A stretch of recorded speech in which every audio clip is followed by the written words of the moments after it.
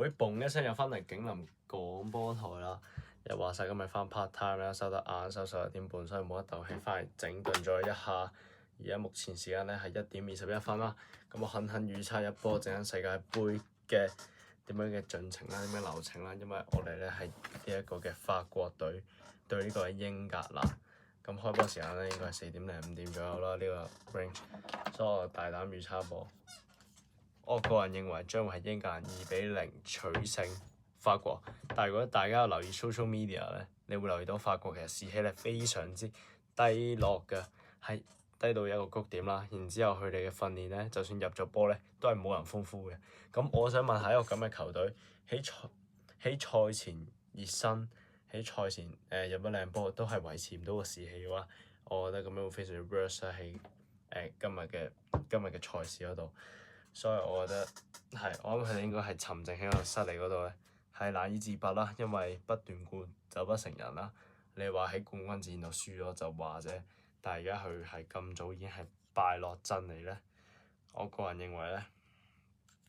佢哋咧將會喺季軍戰度係會輸埋出嚟嘅。再加埋奧利斯喺面對西班牙表現咧係非常之搞唔掂，係展現出佢嘅身體對抗能力不足啦，係 feel 到佢嘅扭波咧係基本上係過唔到人咁滯嘅，而且咧係太經常咧喺後場嗰度咧，太經常喺後場嗰度咧帶而又唔可以帶到個波去中場啦、前場啦，所以其實佢嘅作用咧基本上係等於11打10咁滯咯，即係雖然冇咁誇張啦，但係嗰個畫面咧係真係感受唔到佢點樣去帶動法國隊去繼續前進，因為其實法國隊非常依賴奧利斯嘅突破能力啦，佢嘅創造力啦，但係佢喺對西班牙嗰時係蕩然無存咗咯，所以我相信奧利斯今場邊係會回暖嘅，而攻唔攻得破英軍嘅一個咁強硬嘅身體對抗、強硬嘅防守咧，我個人認為係要打上一個疑好啊，所以咧就係咁 firm 啊，所以英格蘭咧2-0咧係絕對有可能，因為其實雖然講咗咁耐啦，其實我覺得英格蘭雖然係輸咗，雖然係屌鳩佢，雖然係屌鳩佢拍大巴、屌鳩佢成都好，其實講到尾英格蘭都係唔會炒稻草嘅，我都幾 firm 呢樣嘢，因為你冇可能一個 mistake 就咁樣直接炒咗佢，其實打到落嚟季軍賽其實已經算係唔錯㗎，好認真咁講，已經算係知足啦，相信咁多位英格蘭球迷真係算係咁啊！輸俾阿根廷可能又黑哨啊，可能又成啊，踩到啊，又噼哩啪啦，但係呢啲都係好不可抗衡嘅因素，而且拍大巴都係拍到最後一刻先失手，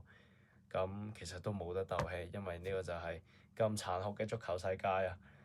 再加上有各種嘅天時地利人和啦，可以令到阿根廷咧係會取勝，就係咁咯。所以我個人認為咧，比寧咸咧係會持續佢嘅火力狀態啦，係會持續去入波啦，持續去串聯啦。Harry Kane 咧都係會俾咗一少少嘅機會佢就會入波。而且我相信以佢強大嘅對抗能力咧，對住阿烏帕麥簡拿之類，對住呢個Saliba，我諗以佢豐富嘅作戰經驗咧，我覺得佢係總係會揾到機會俾佢去攻門，俾佢創造機會，因為頂級嘅前鋒就係需要一兩個機會，佢就可以把握到而去入波。咁講翻法國隊呢邊啦，咁係咯，我覺得士氣其實係一個球隊取勝一個關鍵咯。大家可以見到流出即係釋出嘅即係媒體嘅，可以望到法國隊而家狀態係大家頭耷耷，係嗰個士氣真係個低到一個極點咯。所以其實士氣唔好，其實要贏咧，我覺得好難，即係無心取勝咯。即係就打埋就嗱臨回家咁啦，或者可能咧係咯，就係嗱出去打完就翻屋企咯。但係我覺得英格蘭嗰邊就好少少，因為可能杜曹想證明佢自己唔係淨係識得拍大巴，佢都識得哇揾人進攻啊，揾人突破，揾 anti 嗰人衝啊，揾艾利臣啊，揾阿迪勤懷斯啊，瘋狂逼搶啊、抄啊、巴楞啊咁樣，即係佢可能就係想 prove 呢樣嘢。而令到大家對佢有些微改觀咯，就話喂，我唔使拍大巴，我就係要同法國隊對攻咁樣，可能呢場佢嘅諗法就係咁樣，我就係要同你對攻。咁面對住士氣低落嘅法國隊，咁佢可唔可以順利取勝咧？我相信係有比較大嘅把握嘅，所以2-0冇得鬥氣，係咁多。